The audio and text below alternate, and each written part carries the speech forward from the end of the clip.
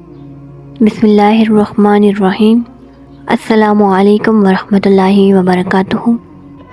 دوستو، حضور علیہ الصلوۃ والسلام نے جب ملاحظہ فرمایا کہ موجودہ حالات میں مکہ کی مسموم فضا میں اسلام کا شجر طیبہ برآور نہیں ہو سکتا، تو حضور ذرا مایوس نہیں ہوئے بلکہ اپنی تبلیغی سرگرمیوں کے لیے نئے میدان کی تلاش شروع کر دی۔ مکہ سے 120 میل کے فاصلے پر طائف نامی ایک شہر تھا، جہاں اس زمانے میں قبیلہ بنو ثقیف آباد تھا۔ وہ زراعت پیشہ لوگ تھے۔ زرعی معاملات میں ان کی مہارت نے اس شہر کو دور دور تک مشہور اور ان کے گرد و نواح کو رشک و فردوس بنا دیا تھا۔ ایک دلکشا اور پرفضا پہاڑی سلسلے میں یہ شہر آباد تھا۔ شہر کے ارد گرد انگوروں اور سیبوں کے خوبصورت باغات کا سلسلہ میلوں تک پھیلا ہوا تھا۔ اعلیٰ قسم کے انگوروں کی بل کھاتی ہوئی بیلوں پر انگوروں کے آویزہ گچھے دل و نگاہ کو دعوت نظارہ دے رہے ہوتے۔ ان کے پہلو بھی پہلو سیبوں کے باغات تھے، جن کا خوش ذائقہ اور خوشبودار ان کو دیکھ کر منہ میں پانی بھر آتا۔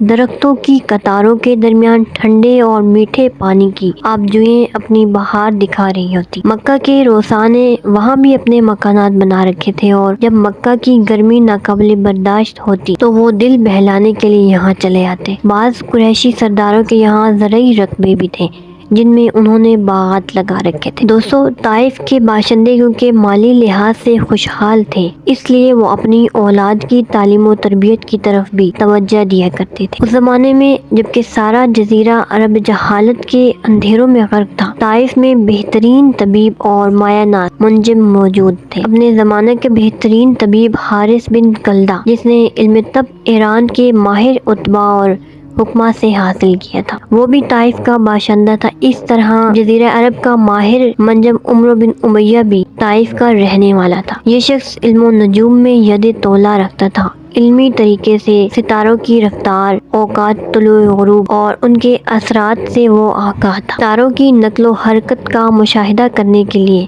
اس نے رصد گاہ بنائی ہوئی تھی۔ اس شہر کے ارد گرد کیونکہ فصیل تعمیر کی گئی تھی، اس لیے اس کو طائف کہتے ہیں۔ فصیل کی تعمیر سے پہلے اس بستی کا نام وج تھا۔ اس وقت جزیرہ عرب میں یہ ایک تنہا شہر تھا جس کے ارد گرد فصیل تھی۔ یہ فصیل عرب معماروں نے تعمیر نہیں کی بلکہ اس کے معمار ایرانی تھے۔ یہاں کے ایک شخص نے شاہ ایران کی عظیم خدمت انجام دی تھی۔ اس نے اس سے پوچھا کہ میں تیری خدمات کے عوض تمہیں کیا انعام دوں؟ اس نے کہا، اے بادشاہ، آپ مجھے ایسے ماہر انجینئر اور کاریگر دیں جو میرے شہر کے ارد گرد فصیل تعمیر کر دے تاکہ کوئی دشمن اس پر حملہ نہ کر سکے۔ چنانچہ کسریٰ ایران کے بھیجے ماہر کاریگروں نے اپنے انجینئروں کے زیر نگرانی یہ فصیل تعمیر کی۔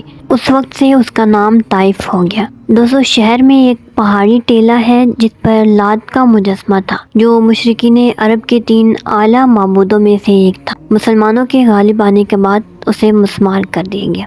طائف کا شہر اپنی گوناگو خصوصیت کی وجہ سے حضور علیہ الصلوۃ والسلام کی توجہ کا مرکز بنا۔ قبیلہ بنی ثقیف سے حضور کی کچھ رشتہ داری بھی تھی۔ ان تمام امور کے پیش نظر حضور نے مکہ کے بجائے طائف کو اپنی تبلیغی سرگرمیوں کا مرکز بنانے کا ارادہ فرمایا۔ چنانچہ بعثت کے 10ویں سال ماہ شوال میں حضور رحمت عالم صلی اللہ علیہ وآلہ وسلم مکہ سے طائف روانہ ہوئے تاکہ قبیلہ بنو ثقیف کو اسلام کی دعوت دے کہ شاید ان کے دل اس پیغام حق کو قبول کر۔ اس طرح دین مبین کو ایسے جانثار مجاہدین میسر آ جائیں جو اس دعوت حق کو دنیا کے گوشہ گوشہ تک پہنچانے کا فریضہ خوش اسلوبی سے ادا کر سکے۔ دوستو، علامہ ابن اسحاق لکھتے ہیں کہ حضور نے یہ سفر تنہا اختیار فرمایا اور پیادہ پا مکہ سے چل کر طائف تشریف لے گئے۔ لیکن محمد بن سعد صاحب الطبقات کی رائے یہ ہے کہ اس کٹھن اور مشکل سفر میں حضور کے خادم خاص زید بن حارثہ ان کو ساتھ ہونے کا شرف حاصل ہوا۔ یہاں پہنچ کر نبی مکرم صلی اللہ علیہ وآلہ وسلم نے رابطہ مہم شروع فرمائی۔ طائف کے تمام قابل ذکر افراد کے پاس تشریف لے جاتے، انہیں اللہ تعالیٰ کی وحدانیت پر ایمان لانے کی دعوت دیتے، دین اسلام کے بنیادی عقائد اور اساسی تعلیمات سے آگاہ فرماتے۔ گھر گھر جا کر اسلام کی دعوت دینے کا یہ سلسلہ 1 ماہ تک جاری رہا اور بعض علماء کے نزدیک حضور نے طائف میں 10 روز قیام فرمایا، لیکن وہاں کے کسی فرد کو یہ توفیق ارزانی نہ کہ وہ اس داعی برحق دعوت قبول کرتا۔ آخرکار حضور صلی اللہ علیہ وآلہ وسلم طائف کے 3 چوٹی کے سرداروں کے پاس پہنچے۔ یہ تینوں سردار سگے بھائی تھے۔ ان میں عبد یعلیل بن عمرو، مسعود بن عمرو اور حبیب بن عمرو، ان تینوں میں سے ایک کی شادی قریش قبیلہ کے بنو جمحہ خاندان میں ہوئی تھی۔ حضور نبی کریم ان کے ہاں تشریف لے گئے اور بڑی دل سوزی سے انہیں اسلام قبول کرنے کی دعوت دی۔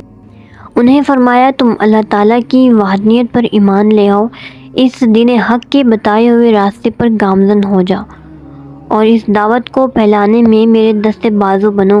اللہ تعالیٰ تمہیں دونوں جہانوں میں سرخرو کرے گا، ہر میدان میں فتح ملے گی تمہیں، بجائے اس کے کہ اس سچی دعوت پر وہ دل کی گہرائیوں سے لبیک کہتے اور صدقے خلوص کے ساتھ حضور کی غلامی اختیار کرتے۔ انہوں نے بد اخلاقی اور سفلہ مزاجی کا ایسا مظاہرہ کیا کہ حضور کے قلب نازک کو سخت صدمہ پہنچا۔ حضور علیہ الصلوۃ والسلام کے ارشادات کو سن کر ان میں سے ایک نے کہا، اگر اللہ نے آپ کو رسول بنا کر بھیجا ہے تو گویا میں نے غلاف کعبہ کو پارا پارا کر دیا۔ دوسرے نے بدتمیزی کا مظاہرہ کرتے ہوئے یوں کہا، کیا تمہارے سوا اللہ کو کوئی اور نہیں ملا جس کو رسول بنا کر مبعوث کرتا؟ تیسرا کہنے لگا، بخدا میں آپ سے ہرگز بات نہیں کروں گا، اگر آپ واقعی اللہ کے رسول ہیں جس طرح آپ کا دعویٰ ہے تو پھر آپ کی شان بڑی بلند ہے، مجھ میں یہ طاقت نہیں کہ میں آپ کے کلام کا جواب دوں، اور اگر معاذ اللہ پر جھوٹ باندھ رہے ہیں تو مجھے زیب نہیں دیتا کہ میں آپ کے ساتھ بات کروں۔ دوستو آج کی ویڈیو کو میں یہیں پہ ختم کرتی ہوں، اور اس ویڈیو کے متعلق اپنی رائے کا اظہار مجھے ضرور دیجیے گا۔ چینل کو سبسکرائب کرنا مت بھولیے گا۔ تھینک یو سو مچ۔ اللہ حافظ۔